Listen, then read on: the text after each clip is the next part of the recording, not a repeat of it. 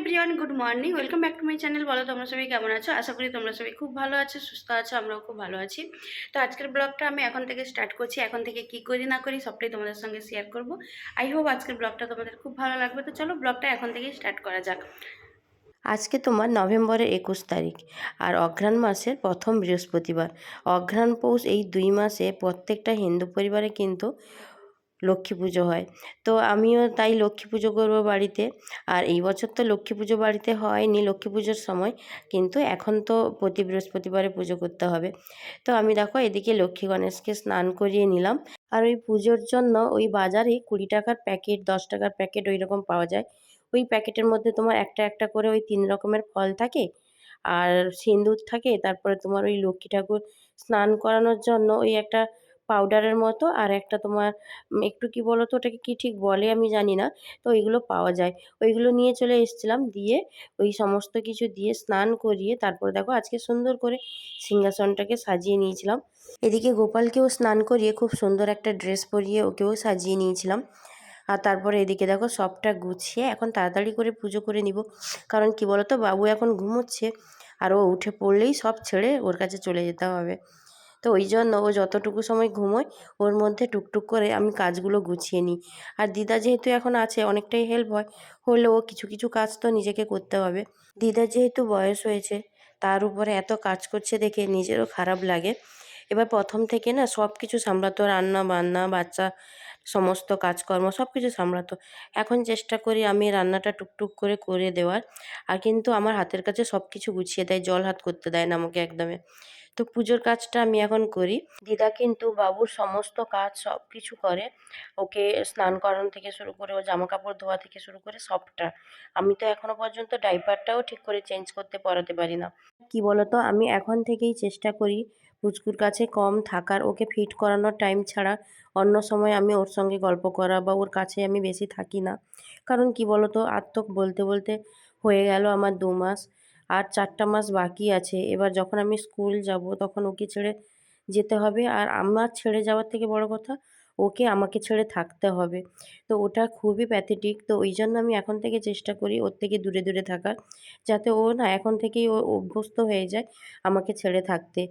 যখন ওই টাইমটা আসবে ওকে ছেড়ে থাকার, জানি না কি হবে ওই টাইমটা, কি করব আমি তখন। তো যাই হোক, বলতে বলতে দিনগুলো কেটেও যাচ্ছে, চিন্তাও হয়।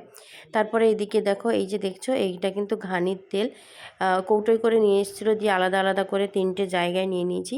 একটা তোমার আমার নিজের জন্য, যেটাতে তোমার একটা মশলা মিশিয়েছে ওই পায়ে হাতে মাখার জন্য।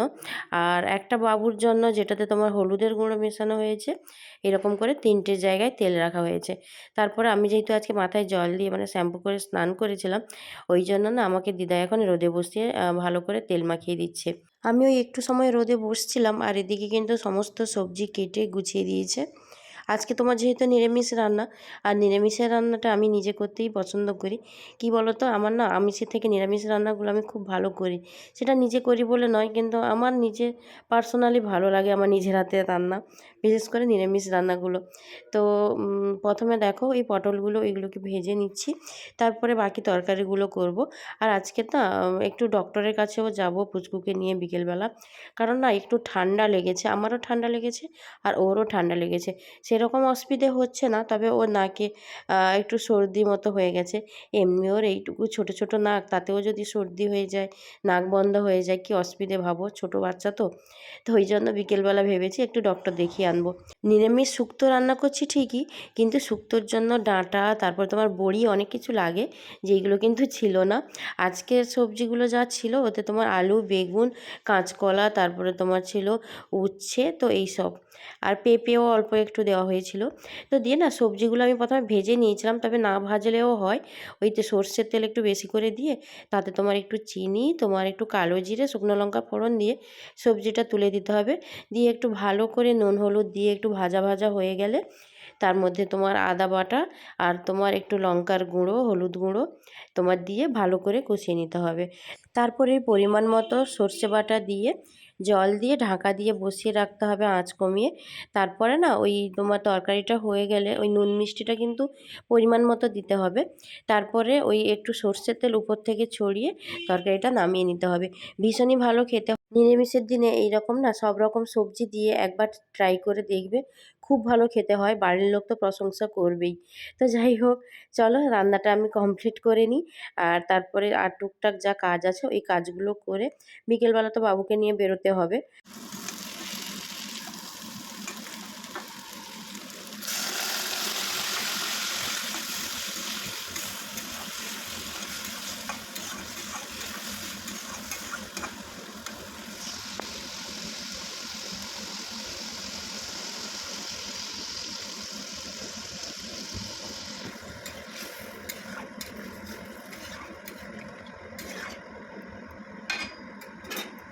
আজকের মেনুতে কি, কি হয়েছে দেখো, বাঁধাকপির তরকারি, এদিকে তোমার মুগের ডাল, তারপর তোমার হয়েছে শুক্তো, আর তোমার পটল ভাজা হয়েছিল। তো এখন সবাই খেয়ে নিয়েছে, এখন আমি খেতে বসছি।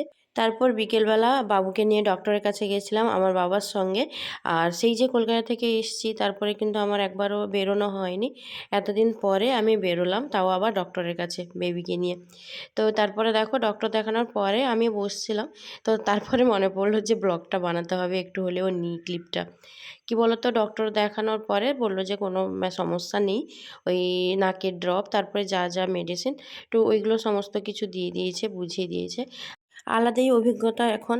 ডক্টরের কাছে গিয়ে দেখি এত বেবি সব ছোট ছোট সব এসছে, কে কান্না করছে, কে হাসছে, কার জ্বর হয়েছে, কার যে কী হয়েছে। তো যাই হোক, অন্যরকম এক্সপিরিয়েন্স হচ্ছে এখন।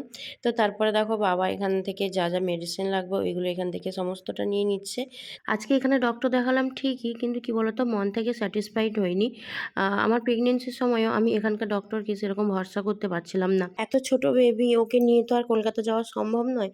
তো এই কারণে এখানে আমি ডক্টর দেখিয়ে রাখলাম। কাউকে ছোট করছি না, বাট কি বলতো, এখানকার ডক্টরের মধ্যে একটা জিনিস দেখেছি যে বড়দের ডক্টর হোক আর বাচ্চাদের, টাইম বেশি দেয় না। কি অসুবিধে ওইটুকু শুনলো, শুনে মেডিসিন লিখে দেয়। এবার ছোট বাচ্চা মানে ওর A to Z সমস্ত সমস্যা সব কিছু শোনা দরকার, সেটা কিন্তু এখানে করে না। আর কি বলতো, ইমার্জেন্সিতে তুমি অসুবিধে সুবিধে কোনো কিছুতে ফোন করলে বা কোনোভাবে যে একটা যে পাবে, সেটা কিন্তু হবে না। এটা কলকাতার ডক্টর হলে কি বলতো, তুমি রাত 12টার সময় ফোন করলেও তোমার সঙ্গে কিন্তু কথা বলবে এবং তুমি দরকারে পেয়ে যাবে। তো এটাই একটা সুবিধে যেটা আমার প্রেগনেন্সির সময় আমি পেয়েছি। তো তাই চিন্তা ভাবনা আছে, তো 3 মাসের বেবি হয়ে যাক, তারপর আমি কলকাতা গিয়ে একটা ভালো চাইল্ড স্পেশালিস্ট দেখিয়ে আসবো। তো তারপরে দেখো রাতে একটু মালপোয়া বানিয়েছিলাম। আর তারপরে এদিকে মা পাঠিয়েছিল তোমার ওই সুরুচি পিঠে, ওই চালের সঙ্গে নারকোল দিয়ে বেটে এটা বানানো হয়, ভীষণই ভালো খেতে হয়। তার সঙ্গে কিন্তু গুড়ও পাঠিয়েছিল। তো রাতের ডিনারটা এটাই হবে আজকে। আর আজকের ব্লগটা এখানেই এন্ড করছি। ব্লগটা কেমন লাগলো অবশ্যই জানাবে। ব্লগটা যদি ভালো লাগে please do like, comment and subscribe. আর আমার চ্যানেলটা এখনও পর্যন্ত যারা সাবস্ক্রাইব করোনি, প্লিজ চ্যানেলটা সাবস্ক্রাইব করে দিও, একটু পাশে থেকো। নতুন একটা ব্লগের সাথে আবার তোমাদের সঙ্গে দেখা হবে। ততক্ষণের জন্য সবাইকে টাটা।